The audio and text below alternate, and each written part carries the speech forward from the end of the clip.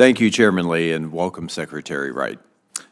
Secretary Wright, we are here to discuss the FY26 budget request, and while this is our first opportunity to ask you questions, since your confirmation, it's not your first time defending this budget.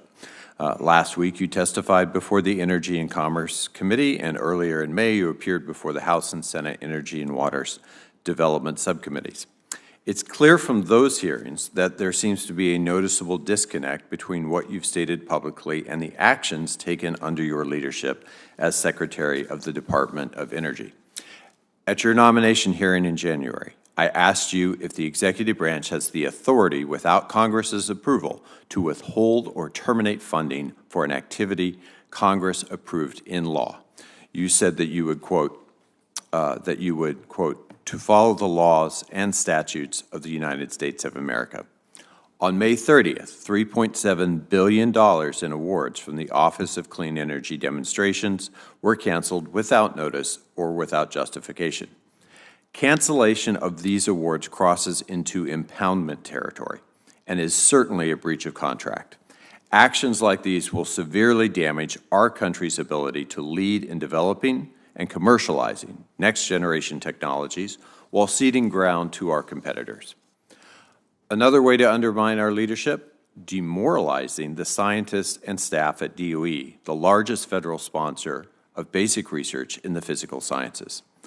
I know you realize this because on February 5th, you called DOE staff, quote, the unbelievable humans that are in the room today, that are across our national labs, in our cleanup facilities, in our offices around the country.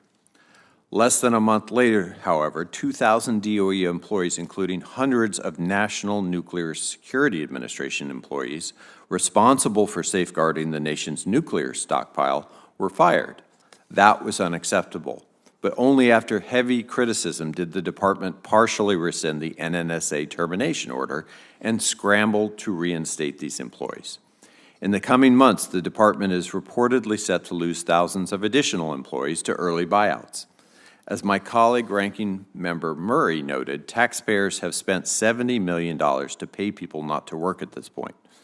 But it seems that you may be regretting that decision. The Washington Post reported that across the government, officials are rehiring federal workers who were forced out or encouraged to resign.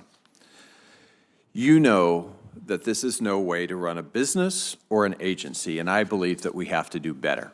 And just yesterday, I heard from the national labs that this budget would cut funding for the labs by $2.75 billion, or 11%, compared to fiscal year 2024, an estimated loss of more than 7,700 jobs once fully implemented.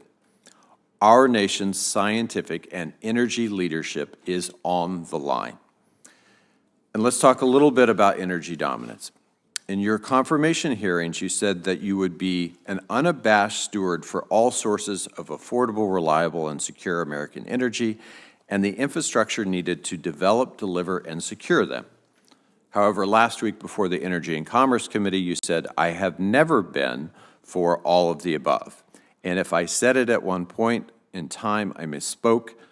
I'm against energy sources that make the energy system more expensive or less reliable. I wouldn't call that misspeaking. That's a disconnect. If you truly were against energy sources that make the energy system more expensive or less reliable, I don't believe that you'd be propping up the uneconomic J.H. Campbell coal power plant in Michigan to produce expensive and inefficient power.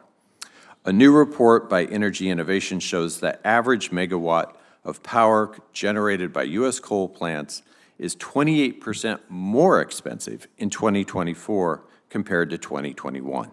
And that means that families spent $6.2 billion more on electricity generated by coal in 2024 than they would have just 3 years ago. As electricity demand continues to grow, we will not be able to meet the energy needs of new data centers while keeping household bills low if we prevent the growth of affordable clean energy resources. We need a true all-of-the-above strategy to adequately deliver our energy goals, and this budget fails to deliver on that.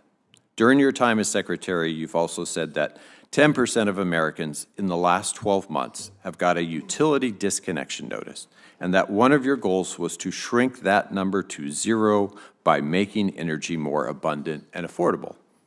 That is a worthy mission. And yet this budget eliminates the Weatherization Assistance Program, which saves households an average of $372 a year. You've often said that artificial intelligence is the Manhattan Project of our time, and yet this budget proposes a 14% cut to the Office of Science and a 57% cut to ARPA-E, where our major AI R&D efforts are currently underway. We cannot expect to maintain U.S. leadership in emerging technologies if we shortchange the office's programs and, most importantly, people needed to do so. Lastly, I want to raise DOE's failure to respond in a timely and substantive manner to congressional oversight requests. I have sent 4 letters on topics ranging from staff reductions to funding freezes and project cancellations. I have received 0 responses. That is unacceptable. You and I may disagree on many things, but the need to ensure that Americans have access to affordable, domestic sources of energy and support our research and energy leadership should be shared goals. This budget proposal does not support those goals adequately, nor do many of the current actions at the department, and I hope we see changes. Thank you.